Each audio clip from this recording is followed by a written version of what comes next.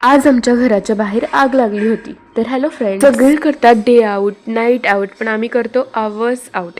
कारण आमच्या घरातले फक्त काही तासांसाठीच आम्हाला बाहेर सोडतात. जी फ्रेंड खूप दिवसातून आली होती भेटायला, त्यामुळे आम्ही तिला घेतलं, रिक्षामध्ये बसलो आणि आम्ही निघालो होतो. कराडमध्ये पहिल्यांदाच झालं होतं ते नवीन खाऊ गल्ली, तिकडे अनलिमिटेडसाठी. आणि हाच तो क्षण होता जिथे आमचे दीडशाने गणले होते, कारण त्यांनी रबडी म्हणून काहीतरी वेगळंच उचललं होतं. जाईपर्यंत काही मला हसू कंट्रोल होत नव्हतं, कारण त्यांना वाटलं होतं ती रबडी आहे आणि त्यांनी व्हाईट सॉस पास्ता घेतला होता आणि त्याचा फक्त सॉसच शिल्लक होता. त्यांची तोंड बघून तर तुम्हाला समजतंयच की यांच्यावर किती मोठा स्कॅम झाला होता.